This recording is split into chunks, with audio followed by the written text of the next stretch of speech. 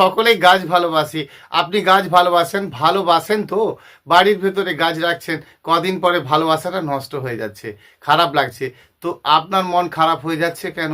কয়েকটি বিষয় তুলে ধরবো আজকে পুষ্পশ্রী নার্সারি কোলাঘাট, আমি কমল। তো আজকে আপনাদেরকে ইনডোর প্ল্যান্টের গাছের কয়েকটি নিয়ে বলি আর কি। ধরে নিন আপনি কি করবেন, কেমন করবেন, কোনটা ঠিক কোনটাই বা ভুল, এই সকল বিষয়গুলো আপনাদেরকে কিন্তু জানতে হবে। তাহলে জানবো আজকে প্রথমত অ্যান্থোরিয়াম প্ল্যান্টের কথা। তো অ্যান্থোরিয়াম গাছটি যখন আপনি নিয়ে যাচ্ছেন বাড়ির মধ্যে শুদ্ধ প্রথম দিনই নিয়ে চলে যাবেন না। কারণ আপনাকে যখন গাছটা দেওয়া হচ্ছে সেটা বাড়ির ভেতরে তৈরি করে দিয়েই গাছটা দেওয়া হচ্ছে না। তাহলে প্রথমত আপনি গাছটা নিয়ে গিয়ে কিন্তু একটু ছাওয়া রৌদ্রতে রাখবেন, এটা সবসময় কিন্তু মনে রাখবেন।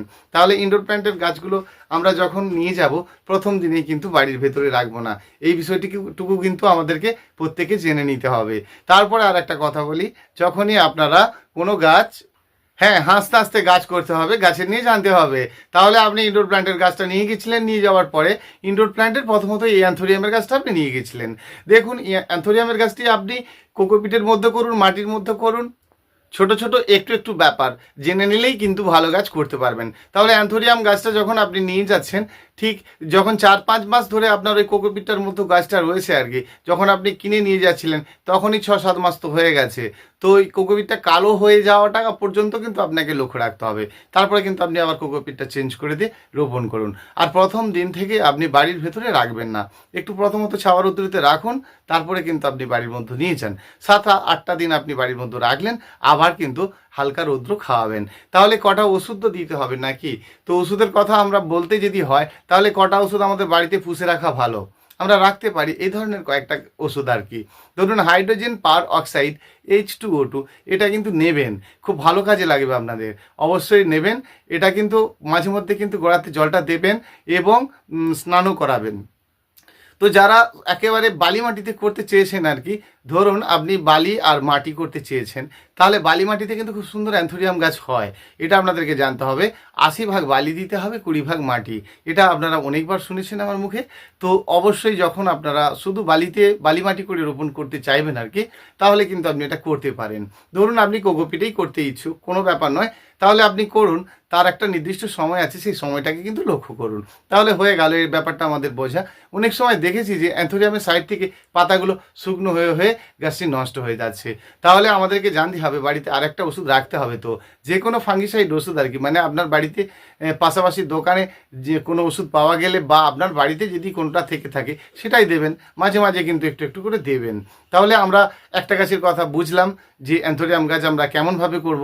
অবশ্যই অ্যান্থোরিয়াম গাছটাকে সম্পূর্ণভাবে বাড়ি প্রথম থেকে কিন্তু ছাওয়া রৌদ্রেতে রাখবেন, তারপরে কিন্তু আপনি বাড়ির ভেতরে নিয়ে চলে যাবেন। তাহলে বাড়ির ভেতরে প্রথম দিন থেকে কিন্তু আপনি একদমই রাখছেন না, বাড়ির ভেতরে রাখলে কিন্তু প্রথম অবস্থাতে খারাপ হবে। চলুন পরের গাছটা দেখে নিন। শর্টকাট প্ল্যান্ট আর সহজ প্ল্যান্ট, এই চায়না ডল। দেখুন এই গাছটা খুব সুন্দর গাছ, আপনি বাড়ির ভেতরেও রাখতে পারেন, বাড়ির বাইরেও রাখতে পারেন, এবং এটাকে আপনি বালি মাটি করেই করবেন, দেখবেন বেশি ভালো থাকবে আপনার গাছ। এর খুব সুন্দর ফুল হয় এবং ভালো হয়।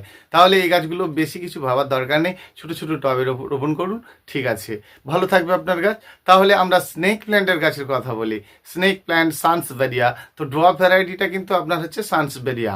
তো সানসবেরিয়া গাছকে যখন আপনি করছেন, সানসবেরিয়াকে কিন্তু আপনি 20 দিন, 25 দিন, 1 মাস পর্যন্ত বাড়ির ভেতরে রাখতেই পারেন। দেখুন সূর্যলোক একটু চাই আর কি, তো সূর্যলোক চাই মানে আপনি সব সময় অন্ধকারে রাখবেন তা নয়, 15 দিন, 1 মাস পরে হলেও এই সানসবেরিয়ার গাছকে কিন্তু আপনি একটু হালকা রৌদ্র দেবেন। তো সেই জন্য আমাদের ইনডোর প্ল্যান্টের গাছ, যেমন ধরুন এই অ্যাগ্রোলোমার গাছটি আপনি করছেন, এটা কিন্তু আপনি বাড়ির ভেতরে 7 থেকে 8 দিন রাখলেন, তারপরে গাছকে স্নান করাবেন, একটু বাইরের দিকে নিয়ে আসুন, হালকা করে জলে ছিটে দিয়ে স্নান টান করান। তো স্নান করাবেন মানে আপনাকে তার সঙ্গে একটু ফাঙ্গিসাইড ওষুধ অবশ্যই আপনার বাড়িতে যেটা আছে সেটা লিটারে অন্তত 1 গ্রাম করে দিয়ে স্প্রে করুন, দেখবেন গাছ একদম ফ্রেশ থাকছে। তাহলে আমরা অ্যাগ্লোনোমার গাছটা করতে পারি। আমরা অনেকেই ভুল যেটা করে ফেলি আর কি, সেটা হচ্ছে টেবিল কামিনী, মানে এটা বল কামিনী আর কি। আমরা অনেকে টেবিল কামিনী মানে নাম শুনে টেবিলে রেখে দিচ্ছি, সে একেবারে 10-12 দিন পরে কিন্তু গাছটা মারা যাচ্ছে। সেই জন্য এই গাছটা কিন্তু ভুল করেও আপনি বাড়ির ভেতরে রাখবেন না। বাড়ির ভেতরে অনেকেই রাখছেন, তাহলে আপনাকে একদম দিনটাকে সলিড হিসাব করে নিতে হবে। 4-5 দিন, 6 দিন, 7 দিন পর্যন্ত আপনি বাড়ির ভেতর রাখবেন, আবার কিন্তু আপনাকে রৌদ্রটা দিতে হবে, তাহলে কিন্তু আপনি এই গাছটি ভালো গাছ করতে পারবেন। সেই জন্য আমরা যখন কোনো গাছ করব তাদের বিষয়গুলো একেবারে ক্লিয়ার করে জানবো। যেমন এই ক্যালাডিয়ামের গাছটা, তো ক্যালাডিয়ামের গাছকে আপনি কি করছেন, প্রথম দিন থেকে বাড়ির ভেতরে রেখে দিচ্ছেন, এটা কিন্তু একেবারে বাড়ির ভেতরের গাছ নয়। মোটামুটি আপনি ব্যালকনিতে রাখুন, আপনার এই গাছ খুব সুন্দর ভালো হবে, এবং এটা কিন্তু বেশ ধুলোবালিতে দারুণ সুন্দর গাছ হয়। বিশ্বাস করুন, দারুণ সুন্দর গাছ হয়।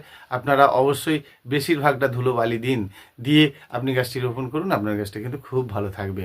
তাহলে আমরা এই গাছগুলোকে কিন্তু এভাবেই করব, এভাবে করলে কিন্তু আমাদের গাছ খুব সুন্দর হবে। যেমন এই জেনাডো, তো জেনাডোর অনেকগুলো ভ্যারাইটি রয়েছে, এটা ইয়েলো, তো জেনাডো সালেম, এর বিভিন্ন রকম ভ্যারাইটি রয়েছে। অবশ্যই এগুলোকে আমরা কিন্তু ফুল ইনডোর ভেবে নিই আর কি, বাড়িতে যখন গাছ কেনেন এগুলোকে পুরোপুরি ইনডোর ভেবে নেন। এগুলো হচ্ছে ছাওয়া রৌদ্রের গাছ। দেখুন, পৃথিবীর কোনো গাছই নেই যে বছরের পর বছর আপনার বাড়ির ভেতরে থাকবে। সূর্যলোক প্রত্যেকেরই দরকার আছে, অর্থাৎ সেইটাকে কিন্তু আপনাকে জানতে হবে। যেমন আপনি ফিলোডেন্ডনের গাছটি যদি আপনি করেন আর কি, তো এটাকে আপনি আপনার গ্রিলের সাইড দিয়ে আস্তে আস্তে সাইডে সাইডে নিয়ে যেতে পারেন, বা এটার মধ্যে একটি কাঠি দিয়ে তার মধ্যে নারকেলের ছোপড়াকে বেঁধে দিয়ে তার উপরে ধরিয়ে দিতে পারেন, যেমন মানি প্ল্যান্টকে করেন আর কি। তো কিন্তু বেশ ভালো দেখাবে এবং ভালো থাকবে। তো এই সকল গাছগুলো কিন্তু আবার বালিতেই বেশি হতে ভালোবাসে। সেটা আপনি পরীক্ষা করে দেখতে পারেন কেমন হয়, আপনি করলেই তো বুঝতে পারবেন। তো বেশিরভাগই এই ধরনের গাছগুলো যারা ছাওয়া রৌদ্রতে গাছ থাকে আর কি, সম্পূর্ণ রৌদ্র নয়, যারা ছাওয়া রৌদ্রত, মানে এই যেমন ফিলোডেন্ডন বললাম, আগেরটা বললাম, তো এরা কিন্তু বালি মাটি বেশি পছন্দ করে। তাহলে আপনারা এই গাছগুলোকে যদি এভাবে করেন, একেবারে পারফেক্ট কাজ হবে আপনাদের। অবশ্যই রেখে দেখুন, ভালো থাকবে আপনার গাছ, সবসময় সুন্দর থাকবে। তো যখনই আপনারা এই গাছগুলো করবেন আর কি, মাঝে মধ্যে কিন্তু ওষুধ দিতে ভুল করবেন না। মাঝে মধ্যে এদেরকে ওষুধ তো আপনাকে দিতেই হবে, তো ফাঙ্গিসাইড ওষুধ আপনি দেবেন। দেখুন, বাড়ির ভেতরে এই সব গাছে পোকা বেশি আসে না, তো যদি আসে তখন ভাবা যাবে। তো এমনি আপনি ফাঙ্গিসাইড ওষুধটাকে মাঝে মাঝে দিন, এবং হাইড্রোজেন পারঅক্সাইডটা কিন্তু দেবেন, দিলে কিন্তু আপনাদের ভালো কাজ হবে। যেমন ধরুন এই পিস লিলির গাছ, পিস লিলির গাছ খুব সুন্দর ফুল হয় জানেন তো, কোকোপিটের মধ্যে থাকলে। তো কোকোপিটের মধ্যে যদি আপনার পিস লিলির গাছ থাকে, তাহলে একেবারে গুছিয়ে ফুল হবে।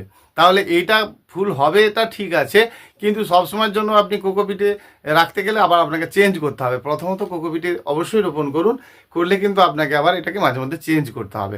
তা নাহলে আপনি বালি মাটি করেই করুন। আপনার যদি কোকোপিট বাড়িতে না থাকে, তাহলে আপনি 80 ভাগ বালি 20 ভাগ মাটি মেখে কিন্তু গাছটি রোপণ করুন। বেশ কিন্তু ভালো আপনার বাড়ির ভেতরেই ফুল হবে। তাহলে বাড়ির ভেতরে ফুল হোক আর বাড়ির বাইরেই হোক, মাঝে মধ্যে কিন্তু একটু লাইট তো আপনাকে দিতেই হবে। সেইগুলো আমাদেরকে জেনে নিতে হয়। জেড প্ল্যান্টের গাছ খুব সুন্দর গাছ, বুঝেছেন তো। ব্ল্যাক জিজি বলতে পারেন, ব্ল্যাক জিজি বা গ্রিন জিজি, যাই হোক না কেন, খুব সহজ গাছ। অবশ্যই মাটিটাকে ড্রাই রাখবেন, বেশি বেশি জল দেওয়ার চিন্তা একদম করবেন না, মাঝে মধ্যে জল দেবেন। তবে ব্ল্যাক জিজিটা কিন্তু আপনার বাড়িতে রানিং 4-5 মাস পর্যন্ত ঠিক থাকতে পারে। তো অত সময় আপনি দেবেন কেন, মাঝে মাঝে একটু একটু লাইট খাওয়াবেন। তো 4-5 মাস পর্যন্ত আপনি রানিং কিন্তু বাড়ির ভেতরেই রাখতে পারেন, কারণ গাছটা এতই ভালো, এরা কিন্তু সহজে নষ্ট হয় না। সেই জন্য আপনি কিন্তু এটা বাড়ির ভেতরে রাখতেই পারেন। তো সেই জন্য আপনারা যখন কোনো কাজ করবেন, সেগুলো আপনাদেরকে একটু করে ক্লিয়ার করে জেনে নিতে হবে। তো ক্লিয়ার করে জেনে নিতে হবে। তো শেষে আরেকটা কাজের কথা বলবো, যেটা আপনাদের কিন্তু ভালো লাগবে। অবশ্যই সেগুলো বলবো। তো সেই বিষয়গুলো আমাদেরকে জানবো এবং জেনে নেব যে কোনটা ঠিক আর কি। ধরুন আপনি গাছ করছেন, আপনার থেকে ভালো ঠিক আর কি হতে পারে, আপনি করে দেখুন। যেমনটা বললাম, সব সময়ের জন্য মনে রাখবেন, নর্মালিভাবে গাছ করলে তার একটা আলাদা রকম আনন্দ আছে। সেটা করে দেখুন, আপনাদের ভালো লাগবে। তো এবারে যেটা বলবো, যে ব্যাজেলিয়ান উড বলে এই গাছটি এসেছে, এটা একেবারে নতুন একটি জাতীয় গাছ। তো এটা আপনাদের বাড়িতে রাখতে পারেন। এটা খুব শুভ গাছ নামে জানা যাচ্ছে, এর ফুলও হয়। তো দেখুন, এটা আমি এখন শিওর নয় যে কেমন হবে। তো এই প্রথমত গাছটা নিয়ে এসেছি, সেই জন্য আপনাদেরকে এটা দেখাচ্ছি আর কি। তো ভীষণ ভালো নাকি একটা গাছ, ভালো শুভ গাছ। যেমন পিস লিলির গাছ আমরা বাড়িতে রাখতে পারি, বা এগুলো রাখলে বাড়ির একটি ভালো আর কি, এইরকম ব্যাপার একটা থাকে, সেটা আপনারা জানেন। তো যাই হোক, এই শুভ গাছ হিসাবে কিন্তু এই গাছটি অবশ্যই রাখতে পারেন।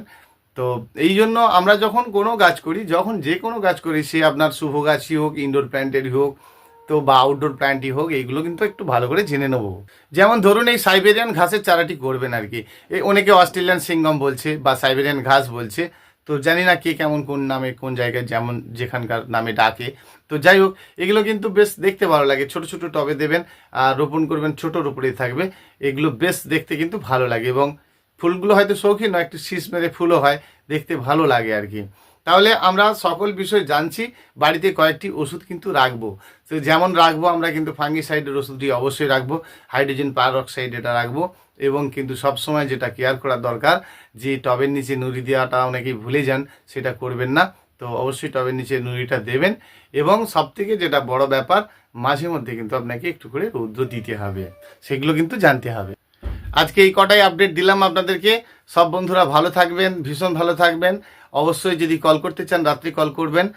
ফোন নাম্বার জেনে নিন 9609456194। ইউটিউব চ্যানেলের সকল বন্ধুদের অসংখ্য অসংখ্য ধন্যবাদ। ভীষণ ভালো থাকবেন, ভালো কাজ করবেন, অবশ্যই ভালো থাকবেন। নমস্কার, ধন্যবাদ।